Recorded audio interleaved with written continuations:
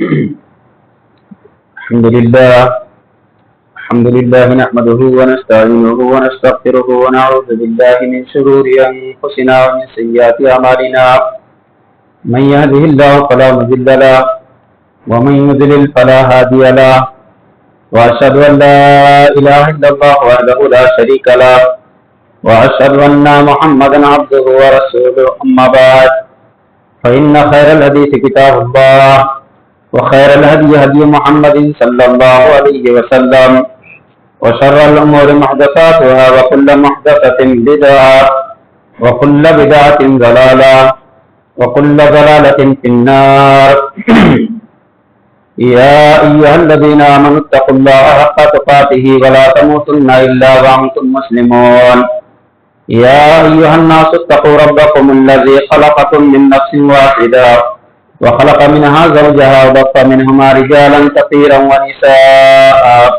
واتقوا الله الذي تساءلون به والأرحام إن الله كان عليكم رقيبا يا أيها الذين آمنوا اتقوا الله وقولوا قولا سديدا يصلح لكم أعمالكم ويغفر لكم ذنوبكم ومن يطع الله ورسوله فقد فاز فوزا عظيما أعوذ بالله من الشيطان الرجيم بسم الله الرحمن الرحيم قاف والقرآن المجيد بل عجبوا أن جاءهم منذر منهم فقال الكافرون هذا شيء عجيب أإذا متنا وكنا ترابا ذلك رجع بعيد قد علمنا ما تنقص الأرض منهم وعندنا كتاب حفيظ بل كذبوا بالحق لما جاءهم فهم في أمر مريج أفلم ينظروا إلى السماء فوقهم كيف بنيناها وزيناها وما لها من فروج والأرض مددناها وألقينا فيها رواسي وأنبتنا فيها من كل زوج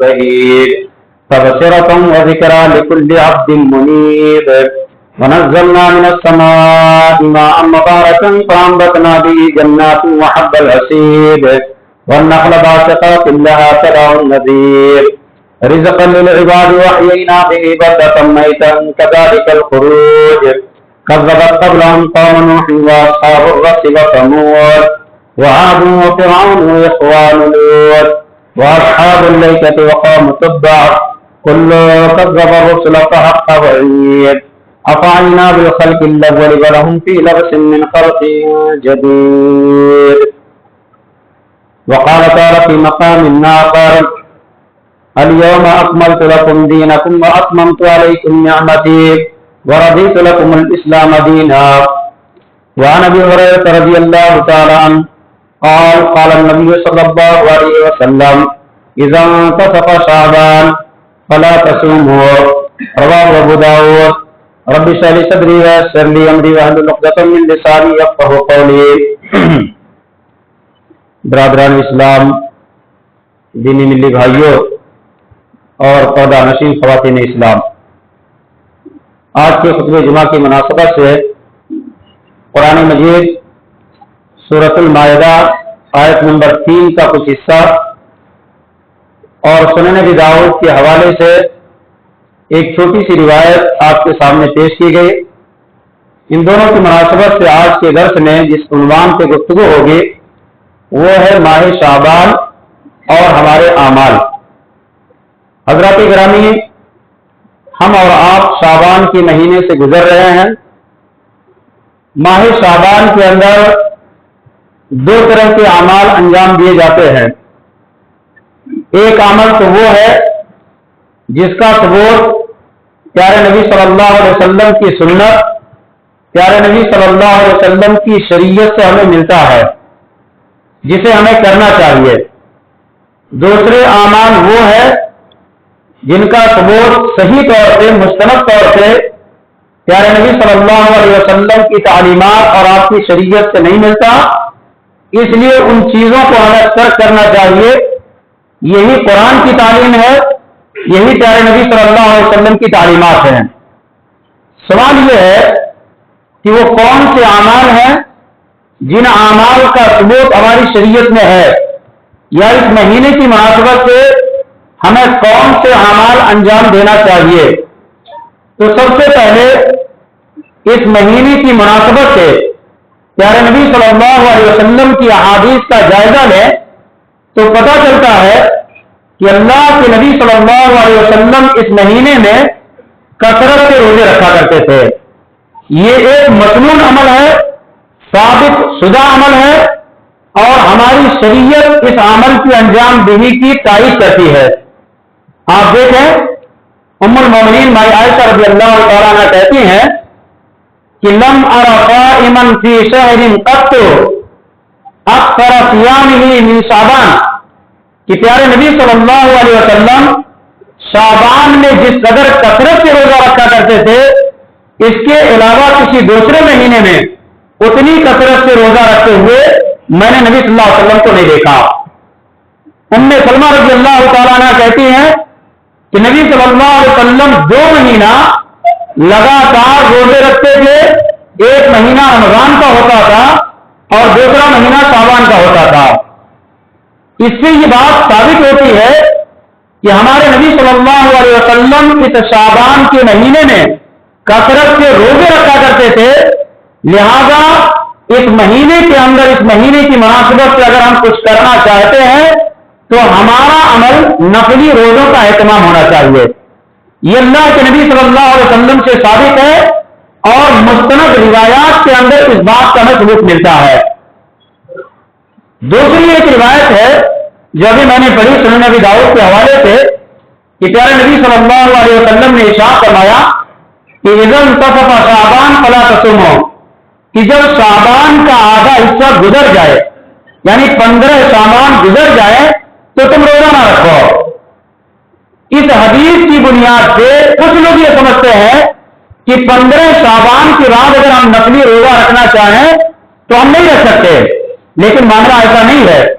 آپ کبار علماء کی تشریحات پڑھیں گے تو پتا چلے گا کہ یہ اس شخص کے لیے ہے کہ شروع کے 15 رمضان تک اس نے روزہ نہیں رکھا، لیکن 15 رمضان آتے ہی اس نے روزہ رکھنا شروع کیا تو اس کل حدیث کے اندر منع کیا گیا کہ 15 دن گزر گئے اور تم نے روزے نہیں رکھے، اب 15 دن باقی بچے ہیں تو اس کے اندر روزوں کا تم اہتمام کر رہے ہو.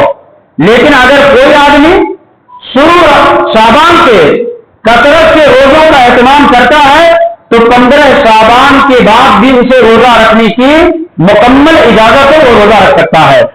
البتہ ایک چیز کا لحاظ ہونا چاہیے، کیونکہ شعبان کے مہینے میں جو ہم روزہ رکھیں گے وہ ہمارے روزے نفلی روزے ہیں اور اس کے بعد آنے والا مہینہ رمضان کا ہے جس کے روزے فرض ہیں. کہیں ایسا نہ ہو ثواب کے لالچ میں نفلی روزوں میں اس حد تک ہم اہتمام کرتے ہیں کہ فرضی روزہ رکھتے وقت ہمارے اندر سستی اور کاہلی اور کمزوری کا اثر دکھنے لگے. اس چیز کو اگر مرحوم رکھا جاتا ہے تو شعبان کے مہینے میں کثرت سے روزے رکھا جائے، یہ ہمارے نبی صلی اللہ علیہ وسلم سے ثابت ہونے والا پہلا عمل ہے اس مہینے کی مناسبت سے. دوسرا عمل جو ہمیں اور آپ کو اس مہینے کی مناسبت سے کرنا چاہیے یا سنت سے اس کا ثبوت ملتا ہے وہ یہ ہے کہ اگر ہمارے فرضی روزے کسی عذر کی بنیاد سے چھوٹ گئے، جو رمضان گزر گیا اس رمضان کے مہینے میں اگر ہمارے فرضی روزے عذر کی بنیاد سے ہم سفر میں ہیں یا اسی طرح سے ہم بیمار ہیں یا خواتین اسلام ناپاکی کے ایام سے گزر رہی ہیں، اس بنیاد پہ اگر روزے چھوٹ گئے ہیں اور اب تک ہم نے ان روزوں کی قضا نہیں کی ہے تو اس مہینے کے اندر ان روزوں کی قضا کر لینا چاہیے. پیارے نبی صلی اللہ علیہ وسلم جب اس مہینے میں کثرت سے روزے رکھا کرتے تھے، سنن ابن ماجہ کی حدیث ہے، ام المومنین عائشہ رضی اللہ تعالیٰ عنہ بیان کرتے ہیں کہ ہم لوگوں کے رمضان کے روزے چھوٹے رہتے تھے عذر کی بنیاد سے اور نبی صلی اللہ علیہ وسلم ہمارے ساتھ ہوتے تھے تو ہم روزہ نہیں رکھ سکتے تھے، قضا نہیں کر پاتے تھے. لیکن جب شعبان کا مہینہ آتا تو اللہ کے نبی صلی اللہ علیہ وسلم کثرت سے روزے رکھتے تھے تو ہم اپنے ان روزوں کی قضا اسی مہینے کے اندر کر لیا کرتے تھے. اسی طرح سے آپ دیکھیں گے عبداللہ بن عباس وغیرہ کا موقف ہے کہ پچھلے رمضان کے روزوں کی قضا آنے والے رمضان سے پہلے ہمیں کرنا ہے. اگر ہم نے نہیں کیا تو قضا بھی کرنا پڑے گا اور ساتھ ہی ساتھ فدیہ بھی دینا پڑے گا. تو اس لیے دوسرا رمضان آنے سے پہلے ہمیں اپنے فوت شدہ روزوں کی قضا کر لینا چاہیے اس महीने के अंदर ये दूसरा काम हम कर सकते हैं। तीसरा काम हमें क्या करना है इस महीने के अंदर? तीसरा काम ये है जो हमारे असलाफ से साबित है कि आने वाला महीना चूंकि बड़ी अहमियतों का हामिल है, बड़ी फजीलत वाला महीना है, और अल्लाह के नबी सल्लल्लाहु अलैहि वसल्लम उस महीने की अहमियत के पेश नजर सुनन इब्न माजा की रिवायत है, जब महीना आने वाला होता था तो आप सल्लल्लाहु अलैहि वसल्लम सहाबा से कहते थे, अताकुम शहर मुबारक, मुबारक महीना आने वाला है, यानी इस महीने से फायदा उठाओ।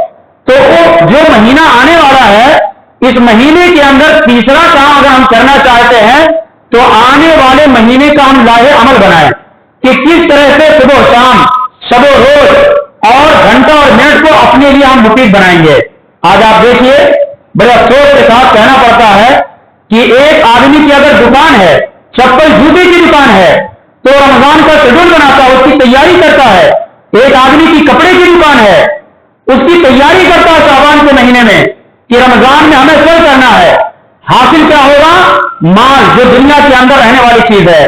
लेकिन एक आदमी रमजान के महीने को मरतब अंदाज से गुजारने के लिए कोशिश नहीं करता है, जबकि अगर वो कोशिश करे तो नतीजा क्या मिलेगा?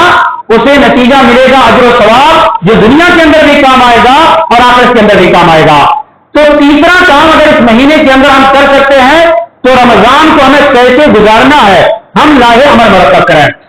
चौथा और आखिरी काम जो इस महीने की मुनासिबत से बहुत सारी अहादीस को देख करके आप साबित कर सकते हैं, तो वो ये है कि कसरत से हमें नेकी करना चाहिए। दलील क्या है? हजरत उसामा बिन ज़ैद रज़ी अल्लाह तआला अन्हु की हदीस है।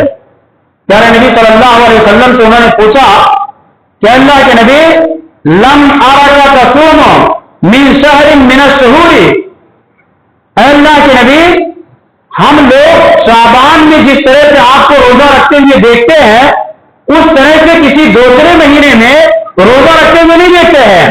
इबादत के अंदर आप चाको चौबंद नजर आते हैं। तो अल्लाह के नबी सल्लल्लाहु अलैहि वसल्लम ने क्या फरमाया? ज़ाका शहरुन यग़फ़लुन नासु अन्हु, ये वो महीना है कि इस महीने में लोग गफलत की हालत में रहते हैं। गफलत की हालत में क्यों रहते हैं? ये बात हमें और आपको समझने की जरूरत नहीं है। रमजान गुजरने के बाद लोगों की हालत क्या होती है? मुतमईन हो जाते हैं कि हमने तो रमजान में सुबह शाम इबादत की, अब जरा हम रेस्ट कर लेते हैं। तो अल्लाह के नबी सल्लल्लाहु अलैहि वसल्लम ने फरमाया कि बैना रजब और रमजान, ये शाबान का महीना रजब और रमजान के बीच में आता है। रजब का महीना हुर्मत का महीना होता है, उसमें आदमी इबादत करता है। रमजान के महीने में तो हम लोग खुद इबादत करते हैं। तो एक महीने में इबादत करके फारिग होता है, दूसरा महीना इबादत का होता है, तो आदमी गाफिल पड़ जाता है कि चलो आने वाले महीने में तो हमें इबादत करना है। तो अल्लाह के नबी सल्लल्लाहु अलैहि वसल्लम ने फरमाया कि लोग गफलत की हालत में होते हैं, इसलिए मैं रोजा रखता हूं, इबादत करता हूं। और जामिउल इबादत रोजा है, कई इबादतों को अपने अंदर समेट लेता है। उसके बाद अल्लाह के नबी सल्लल्लाहु अलैहि वसल्लम फरमाते हैं कि हाजा शहरुन तुरफ़अुल आमालु फीह, इस महीने के अंदर बंदों के अमाल अल्लाह की बारगाह में पेश किए जाते हैं। तो अना उहिब्बु अन युरफ़अ अमली व अना साइम, मैं ये चाहता हूं कि जब मेरा अमल अल्लाह की बारगाह में पेश किया जाए तो मैं रोजे से रहूं। इस हदीस से पता चला कि रोजा एक ऐसी इबादत है जो बहुत सारी इबादतों को अपने अंदर समेट लेता है। आप देखिए, एक आदमी मस्जिद को नमाज पढ़ने के लिए नहीं आता है, लेकिन रमजान शुरू होते नमाज को छोड़िए तरावी की पहली सब में रहता है। एक आदमी कुरान को हाथ नहीं लगाता है, रोजा जब रखता है तो रोजे की बरकत से कुरान की तिलावत करता है, सदका खैरात भी करता है, जबकि साल भर बुखारत और कंजूसी की बुनियाद से 1 रुपया भी नहीं खर्च करता, लेकिन रमजान का महीना रोजे की बरकत से वो सदका खैरात भी करता है। तो अल्लाह के नबी सल्लल्लाहु अलैहि वसल्लम ने फरमाया कि इस महीने के अंदर लोग गाफिल रहते हैं, तो मैं इबादत की हैसियत से इस महीने को गुजारना चाहता हूं, और वो इबादत रोजा है। जाहिर सी बात है, जब सारे लोग गाफिल रहे उस मौके पे अगर कोई इबादत आप करेंगे तो उसका सवाब ज्यादा होगा, उसका सवाब ज्यादा होगा। इसीलिए आप देखें जब कितने चारों तरफ बरपा होंगे और उसमें कोई आदमी दीन के ऊपर चलने वाला होगा तो उसका अजर सवाब ज्यादा है। ऐसे आप देखें, सही मुस्लिम की रिवायत है, अल्लाह के नबी सल्लल्लाहु अलैहि वसल्लम फरमाते हैं कि अफ़ज़लुस सलाति बअदल फ़रीज़ति सलातुल लैल, कि अल्लाह ताला के नजदीक फर्ज नमाज के बाद सबसे अफजल तरीन नमाज रात की नमाज है, ताजुद की नमाज। क्यों? इसलिए कि 80% लोग सोए हुए रहते हैं अब उसमें कोई बंदा अगर उस पर अल्लाह की इबादत करता है लोगों के गफलत के आलम में, तो उसका सवाब अल्लाह रब्बुल आलमीन के यहाँ ज्यादा है। तो इस हदीस से बात मालूम हुई कि ये महीने के अंदर आमतौर पर लोग गाफिल रहते हैं, अज़ाइम बनाते रहते हैं कि अगले महीने में हम इबादत करेंगे, खोज करेंगे, इसलिए गफलत के हालत में गुजारते हैं। तो आप मौका पा करके इस महीने में इबादत कीजिए, जो इबादतें साबित हैं। ये चौथा काम है इस महीने के अंदर हम कर सकते हैं।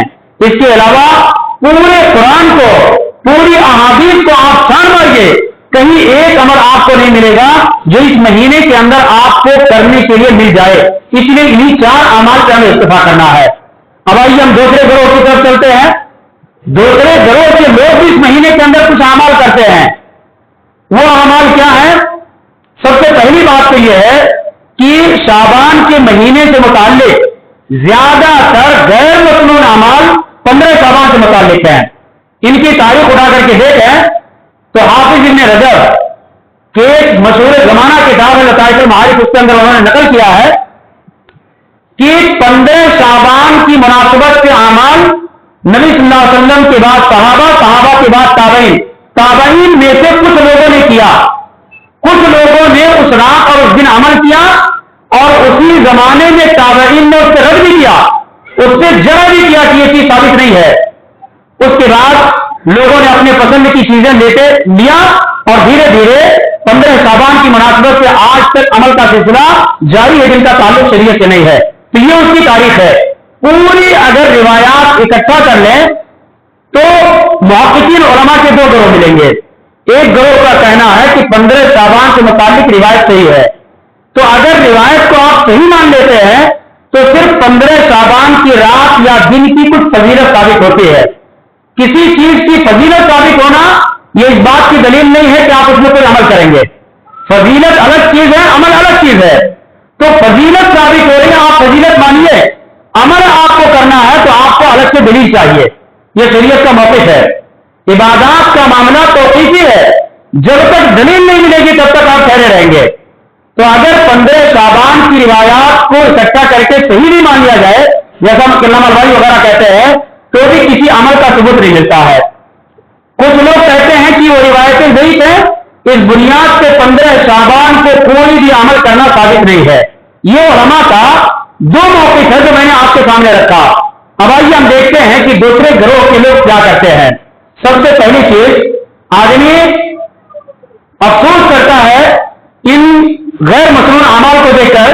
सबसे पहला अमल 15 शाबान की मुनासबत से जो मनाया जाता है वो है मुर्दों की ईद। अल्लाह रहम फरमाए हम लोगों के ऊपर। मुर्दों की ईद का पता हमको कैसे पता चला? क्या कोई मुर्दा आके हमको बताया या हम जाकर के मुर्दों के पास मालूम किए?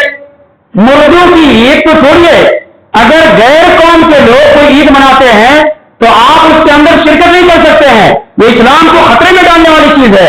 मुर्दों की ईद आप मनाने दो उन्हें, आप क्यों मनाते हैं? अल्लाह ताला ने कुरान मजीद के अंदर फरमाया, सूरह मोमिनून आयत नंबर 100, वमिन वराइहिम बरज़ख इला यौम युबअसून, कि जो लोग इस दुनिया से चले गए, दुनिया और उनके दरमियान एक पर्दा है, कयामत तक वो लोग इधर नहीं आ सकते। आप देखिए 15 शाबान की मुनासबत से हमारे वो भाई जो मुर्दों की ईद मनाते हैं, अपने घरों में पकवान बनाते हैं, उनका मुशरिकाना अकीदा होता है कि रूहें वापस आती हैं, रूहें घरों को आती हैं। और अफसोस तो यह है कि ये खुद कब्रिस्तान को जाते हैं। रूहें घर आती हैं और ये कब्रिस्तान को जाती है। तजाद, ये टकराव, ये खुद दलील है कि ये बिदअत है। इसलिए अल्लाह ने फरमाया कुरान मजीद के अंदर कि लौ कान मिन इंदि गैरिल्लाह लवजदू फीहि इख्तिलाफन कसीरा, कि अगर ये शरीयत, ये कुरान अल्लाह के अलावा किसी की तरफ से होता तो उसके अंदर बहुत सारे इख्तिलाफात पाते। जो हमारी शरीयत है उसमें कोई इख्तिलाफ नहीं, और जो हमने गढ़ लिया है उसके अंदर तजाद और टकराव नजर आएगा। तो पहले जो चीज मनाई जाती है मुर्दों की ईद के नाम से, इसका कोई सबूत शरीयत के अंदर नहीं है। और अगर अपने गिरेबान में मुंह डाल करके झांकें तो पता चलेगा कि इस ईद का तस्वुर ना तो कुरान ने दिया है, ना हदीस ने दिया है, ना कोई मुर्दा वापस आ सकता है, ना हम बरज़खी जिंदगी में जा सकते हैं। तो ये कहां से हवा चला दी गई? तो इसलिए मुर्दों की ईद के नाम से जो मनाया जाता है ये बातिल और बेबुनियाद अमल है। इस महीने से या किसी भी महीने से उसका कोई ताल्लुक नहीं है। अफसोस के साथ कहना पड़ता है कि हमारी माएं और बहनें खास तौर से हमारी वो ख्वातीन जो बड़ी उम्र की हैं, आप देखिए अगर उनसे कहा जाए कि ये चीज दुरुस्त नहीं है तो कहेंगी कि हमारे बड़े लोग करते आए हैं। भाई बड़े लोगों का सिलसिला कहां तक जाएगा? उनसे जो बड़े हैं, अल्लाह के नबी सल्लल्लाहु अलैहि वसल्लम जो साहिब शरीयत हैं, सहाबे किराम जो शरीयत को सीखे और उसके ऊपर अमल किए, वहां पर उसको सबूत नहीं मिलता है। तो आपके बड़ों से बड़े लोग इस काम को नहीं करते थे, वहां से हमें जायजा लेना चाहिए। दूसरा काम जो इस महीने की मुनासिबत से किया जाता है, 15 शाबान की रात को और 15 शाबान के दिन को मखसूस इबादत की जाती है। हजारी नमाज, जो हजारी नमाज, वो सब बिदा तो खराफात है। आप देखें एक हदीस है कि जब 15 शाबान का मौका आए तो रात में क़याम करो, दिन में रोजा रखो। ये हदीस बातिल और बेबुनियाद है। किसी भी इबादत के सबूत के लिए सही दलील होना चाहिए। एक भी रिवायत सही तौर से साबित नहीं है कि 15 शाबान की रात या 15 शाबान के दिन में कोई अमल करना चाहिए।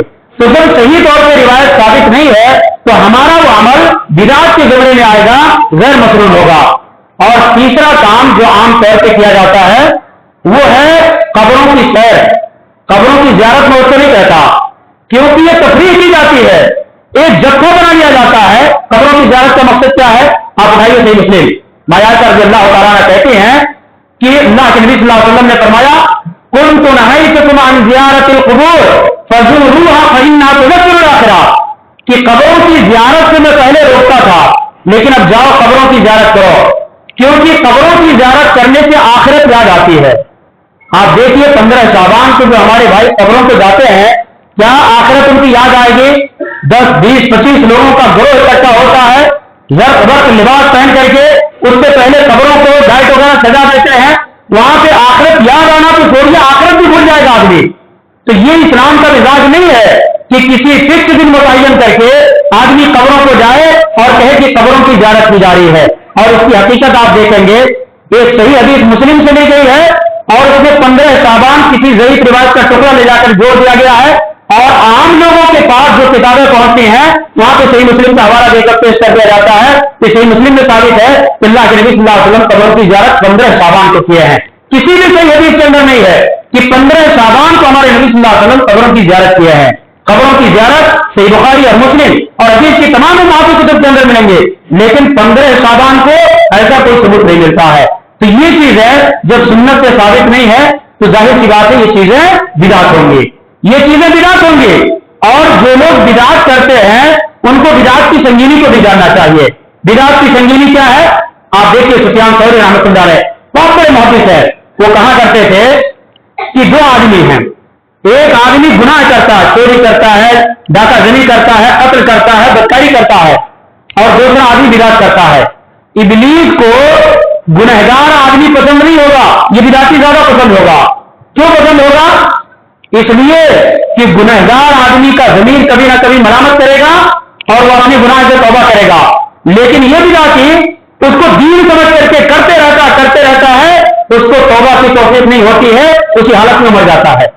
अब आप तसव्वुर कीजिए कि गुनाह बड़ा है या बिदात। बिदात के नताइज इंतहाई बुरे हैं। इसीलिए शेखुल इस्लाम इब्न तैमिय्या रहमतुल्लाह अलैह कहते थे कि अगर कोई जालिम बादशाह, कोई हुक्मरान जालिम आपके ऊपर आए, दहशत मचाए, कत्ल गारत गरी का बाजार गर्म करे, उसके मुकाबले में कोई बिदाती आकर के सुकून फैला रहा है, बिदात फैला रहा है, तो वो जो बादशाह आ रहा है, आपको मार रहा है, काट रहा है, उसका जुर्म हल्का है, क्योंकि आप मरेंगे तो ईमान की हालत में मरेंगे, और ये बिदाती देमक की तरह से आपके ईमान को खोखला कर देगा, और आप मरते मरते दायरे इस्लाम से बाहर निकल करके बिदात के रास्ते पे जाएंगे, और आपकी दुनिया भी तबाह होगी और आपकी आखिरत भी तबाह होगी। इसीलिए हमारे असलाफ बिदात को छोड़िए, बिदातियों से मुनाफिक फासला बनाए रखते थे। आप देखें हजरत इब्ने आउन रहमतुल्लाह अलैह कहते थे कि मन युजालिस साहिबा बिदातिन अशद्दु अलैना मिन अहलिल बिदअ, कि अगर कोई आदमी किसी बिदाती के साथ बैठता है तो बिदाती से बड़ा मेरे नजदीक वो मुजरिम है। क्यों? इसलिए कि बिदाती आदमी को सब पहचानते हैं, भाई ये आएगा बिदात बताएगा हमें। आप सुन्नत पे अमल करने वाले जाके उसके पास बैठेंगे, कुछ चीज करके आकर के सुन्नत लोगों के दरमियान आप मशहूर हैं कि सुन्नत वाले हैं, और आप उसी बिदात का प्रचार लोगों के दरमियान कर देंगे। इसलिए इब्ने आउन रहमतुल्लाह अलैह कहते थे کہ جو آدمی کسی بدعتی کے ساتھ بیٹھتا ہے وہ میرے نزدیک بدعتی سے بڑا مجرم ہے. یہی ابن کثیر رحمۃ اللہ علیہ کہتے تھے کہ اگر آپ کسی راستے سے جا رہے ہو اور کوئی بدعتی ادھر سے آ رہا ہے تو آپ اس راستے کو چھوڑ دیجیے, دوسرا راستہ پکڑ لیجیے, کہیں ایسا نہ ہو بدعتی کچھ شبہات آپ کے ذہن کے اندر پیدا کر دے اور آپ کا دین اور ایمان ختم ہو جائے. مشہور واقعات آپ کو جو منہج سلف کی کتابیں لکھی گئی ہیں ان کے اندر آپ کو ملیں گے. حضرت ایوب السختیانی رحمۃ اللہ علیہ بڑے مایہ ناز عالم دین ہیں. وہ کہتے ہیں ان کے زمانے میں ایک آدمی کا انتقال ہوا, ان کو بلایا گیا کہ آپ اپنے ساتھیوں کو لے کر آئیے اور اس کو غسل دیجیے. ایوب السختیانی رحمۃ اللہ علیہ اپنے لوگوں کو لے کے پہنچے. اس کے بعد چادر سے اس کی لاش ڈھکی ہوئی تھی, چہرہ کھولا, اس کے بعد پیچھے ہٹ گئے. انہوں نے کہا میں اسے غسل نہیں دے سکتا. لوگوں نے کہا کیوں؟ انہوں نے کہا کہ فإنی رأیت یماشی صاحب بدعۃ, میں نے اس آدمی کو دیکھا کہ ایک بدعتی کے ساتھ چل رہا تھا. یہ بدعتی نہیں تھا, بدعتی کے ساتھ چل رہا تھا. اس بنیاد سے میں اس سے اعتراض کرتا ہوں, تم لوگ اس کو غسل دے دو. یہ احتیاط ہمارے اخلاق کا. تو بہرحال اگر کوئی آدمی بدعت کرتا ہے تو گویا کہ وہ ابلیس کا چہتا ہے, کیونکہ بدعتی آدمی کو توبہ کی توفیق نہیں ملتی. اور دوسرا جرم ہے بدعتی آدمی کا, جو آدمی بدعت کرتا ہے. امام شاطبی رحمۃ اللہ علیہ کی ایک کتاب ہے الاعتصام, بدعت کے رد میں بڑی معنی کتاب ہے. اس کتاب کے اندر انہوں نے لکھا ہے کہ جو آدمی بدعت کرتا ہے گویا کہ وہ کام کر رہا ہے جو نبی صلی اللہ علیہ وسلم کے زمانے میں نہیں تھا. اب نبی صلی اللہ علیہ وسلم کے زمانے میں نہیں تھا, آج ہم اس کو کر رہے ہیں, تو اس کا مطلب یہ ہے کہ ہم اس کو دین کا حصہ مان رہے ہیں. اور جب دین کا حصہ مان رہے ہیں تو اس کا مطلب اللہ کے نبی صلی اللہ علیہ وسلم نے ہم تک وہ بات نہیں پہنچائی. تو امام شاطبی رحمۃ اللہ علیہ کہتے ہیں بدعتی آدمی پیارے نبی صلی اللہ علیہ وسلم کے اوپر خیانت کا الزام رکھتا ہے. کیوں؟ اس لیے کہ اللہ قرآن بھی کہتا ہے الیوم اکملت لکم دینکم واتممت علیکم نعمتی ورضیت لکم الاسلام دینا, کہ میں نے آج تمہارا دین مکمل کر دیا. تو جب اللہ تعالیٰ نے دین مکمل کر دیا تو گویا کہ نعوذ باللہ نبی صلی اللہ علیہ وسلم نے یہ چیز ہم کو نہیں بتائی, آج ہم کو معلوم ہوئی ہے. تو یہ خیانت کا الزام جائے گا جس کو کوئی بھی آدمی برداشت نہیں کر سکتا. اسی لیے اللہ کے نبی صلی اللہ علیہ وسلم چھوٹا خطبہ ہو بڑا خطبہ ہو ہر خطبے میں نصیحت کرتے تھے. یہاں تک کہ آپ صحیح مسلم کی حدیث دیکھیں, ارباز بن ساریہ رضی اللہ تعالیٰ عنہ کہتے ہیں کہ وعدنا رسول اللہ صلی اللہ علیہ وسلم موعظۃ بلیغہ ذرفت منها العیون ووجلت منها القلوب. پیارے نبی صلی اللہ علیہ وسلم نے ایک مرتبہ ہم لوگوں کو نصیحت فرمائی, اور آپ کی نصیحت اس طرح سے تھی کہ ہماری آنکھوں سے آنسو جاری ہو گئے اور دل ہمارے کانپنے لگے. یہی انداز تھا پیارے نبی صلی اللہ علیہ وسلم کے خطبے کا. پورے خطبے آپ دیکھ لیجیے, نصیحتیں دیکھ لیجیے, کہیں ایسا آپ کو نہیں ملے گا کہ نبی صلی اللہ علیہ وسلم خطبہ دے رہا ہو اور مجمع ہنس رہا ہو, ایسا نہیں ملے گا. نبی کے خطبوں میں بعض نصیحت میں بیٹھ کر کے آدمی آخرت کو یاد کرتا تھا. لیکن زمانہ بدل گیا, مزاج لوگوں کا بدل گیا. آج جو آدمی جتنا کامیڈی کر لے جائے وہی اچھا خطیب ہے. یہ مزاج ہمیں اپنا تبدیل کرنا ہوگا. تو بہرحال بتانا مقصد ہے کہ انہوں نے نبی صلی اللہ علیہ وسلم نے جو خطبہ دیا, خطبے کے اندر اتنی اہم باتیں بیان فرمائیں کہ آنکھیں ہماری استوار ہو گئی, دل ہمارے کانپنے لگے, اور اس کے بعد ایسا لگ رہا تھا کان نامہ عزت معدہ, یہ تو رخصت ہونے والے کا خطبہ ہے. اب آج کے بعد اللہ کے نبی صلی اللہ علیہ وسلم ہم سے نہیں مل سکیں گے, دنیا سے رخصت ہو جائیں گے. تو ہم لوگوں نے موقع کو غنیمت سمجھا اور کہا کہ اللہ کے نبی ہمیں کچھ وصیت کیجیے. تو اللہ کے نبی صلی اللہ علیہ وسلم نے وصیت فرمائی. کیا وصیت فرمائی؟ اوصیکم بتقوی اللہ, میں تمہیں اللہ سے ڈرنے کی وصیت کرتا ہوں. اور اس کے بعد وسطنی وسطانا وَإِن تُمْلِرْ عَلَيْكُمْ عَبْدٌ حَبْشِيٌّ, تمہارا جو حاکم ہو اس کی فرما برداری کی میں تمہیں تاکید کرتا ہوں. اس کے بعد آپ نے فرمایا علیکم بسنتی وسنت الخلفاء الراشدین المہدیین, میری سنت کو, میرے خلفاء راشدین کی سنت کو لازم پکڑنا, اختلاف سے بچ جاؤ گے. ایک دینی اختلاف ہے, ایک دنیوی اختلاف ہے. دینی اختلاف میں نبی کی سنت کو لازم پکڑو اور دنیوی اختلاف میں اپنے حاکم کی اطاعت فرما برداری کرو, سارے اختلافات ختم ہو جائیں گے. اس کے بعد آپ نے فرمایا وَإِيَّاكُمْ وَمُحْدَثَاتِ الْأُمُورِ, دین کے اندر نئی نئی چیزوں کو ایجاد کرنے سے بچنا, یا اگر ایجاد کر دی گئی ہے تو ان کو عمل میں لانے سے بچنا. اس کے بعد اللہ کے نبی صلی اللہ علیہ وسلم نے فرمایا فَإِنَّ كُلَّ مُحْدَثَةٍ بِدْعَةٌ, ہر دین کے اندر نئی ایجاد کردہ چیز بدعت ہے. اور دوسری روایتوں کے اندر دیکھیں جو خطبے میں ابھی میں نے بھی پڑھا ہے, تمام خطبہ پڑھتے ہیں کل محدثۃ بدعہ وکل بدعۃ ضلالہ, ہر بدعت گمراہی ہے اور हर गुमराही इंसान को जहन्नम में ले जाने वाली है। तो इसलिए मेरे भाई जरूरत इस बात की है कि हम अपने अमल का पता लगाए कि हम जो ये अमल कर रहे हैं ये अमल सुन्नत से साबित है या नहीं है। आज कोई भी जुब्बा और दस्तार पहन करके आकर के हमारे सामने कोई बात बता दे रहा है, ये जमाने की बहुत बड़ी मुसीबत है कि दीन को हमने इतना मिस्कीन बना दिया है कि दीन के नाम पे कोई भी बता देता हम उसके ऊपर अमल कर लेते हैं। दुनिया के मामले में सब्जी अगर हम खरीदने जाते हैं तो भी 10 दुकान फिरते हैं, कहां अच्छी वहां लेते हैं, लेकिन दीन को हमने इतना मिस्कीन बना दिया है कि कोई भी आदमी आया बता दिया और उसके ऊपर हम अमल करना शुरू कर देते हैं। तो दीन ये हमारी दुनिया की इज्जत का तहफ्फुज़ का जरिया है और मरने के बाद हमारी कामयाबी का जामिन है।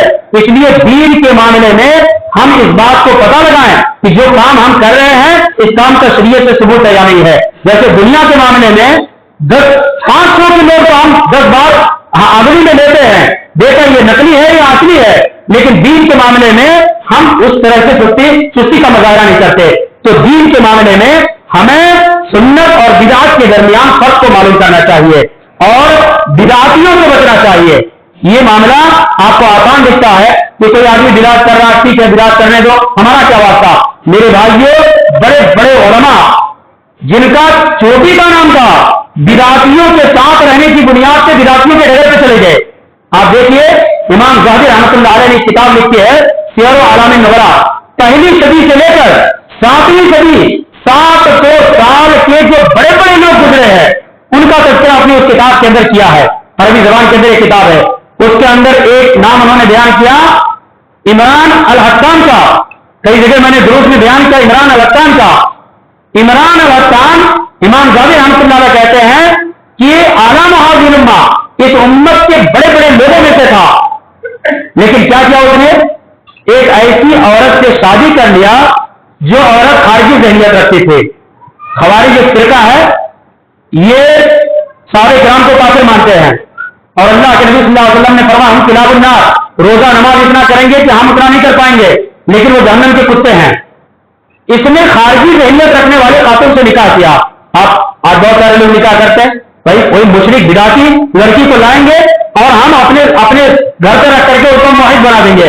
आप देखो ये बहुत बड़े आलिम दीन थे, इन्होंने जब निकाह किया तो बीवी को अपने रास्ते पे तो न जा सके, बीवी के रास्ते पर चले गए और जब हज़रत अली रज़ी अल्लाह तआला अन्हु को कूफा की जामे मस्जिद में 17 रमजान को हमला किया गया, अब्दुर्रहमान इब्न मुल्जिम ने हमला किया तो ये आदमी खुशी मना रहा था, ये आदमी खुशी मना रहा था। कौन था ये बहुत बड़ा आलिम दीन था, लेकिन बिदाती के साथ रहने की बुनियाद पे ये बिदात के डगर पे चला गया और अब्दुर्रहमान इब्न मुल्जिम का नाम मैंने लिया। ये कौन था, इसकी तारीफ पढ़े। जब एक इलाका गरीबन अब्दुर्रहमान अब्दुल्लाह बिन अमर बिन अल-आस ने फतह किया तो हज़रत उमर के पास पैगाम भेजा कि कोई कुरान का आलिम हमारे इस इलाके में भेज दो, लोगों को कुरान सिखाए। तो हज़रत उमर रज़ी अल्लाह तआला अन्हु ने अब्दुर्रहमान इब्न मुल्जिम को भेजा और कहा इन्नी ऊसिरुका अला नफ्सी, मैं अपने ऊपर तुमको तरजीह देता हूं, तुम मुझसे अच्छा कुरान पढ़ते जाओ, वहां कुरान सिखाओ। उसके बाद वो गया, वहां का माहौल मिला और वो खारजी हो गया। दामाद रसूल हज़रत अली रज़ी अल्लाह तआला अन्हु को रमजान के महीने में नमाज फज्र के साथ उसने कूफा की जामे मस्जिद के अंदर शहीद किया। ये बुरे असरात के नतीजे होते हैं। इसलिए आप सहाबा की तारीफ करें, हज़रत जुंदुब बिन अब्दुल्लाह अल-बजली रज़ी अल्लाह तआला अन्हु के दर्स में एक बिदाती आके बैठता सहाबी हैं, उनको अपने ईमान का कोई खतरा नहीं है, लेकिन उनको भगा देते, जाओ यहां से निकलो। क्यों? इसलिए कि सहाबी के ऊपर तो हमला नहीं करेगा, जो उनके साथ बैठे कोई सोता छोड़ करके चला जाएगा और उसके बाद वो लोग बिदात के रास्ते चले जाएंगे। तो इसलिए मेरे भाइयों और दोस्तों जो सुन्नत से साबित अमल है उसको हम अमल में लाएं और जिनका ताल्लुक बिदात से है बिदात को पहचाने, बिदात की संगीनी को पहचाने, बिदात से हम बचें और बिदात से जितना बचते हैं उससे ज्यादा हम बिदातियों से बचें, उससे ज्यादा हम बिदातियों से बचें। और यही हमारे असरात का मौक़िफ़ था।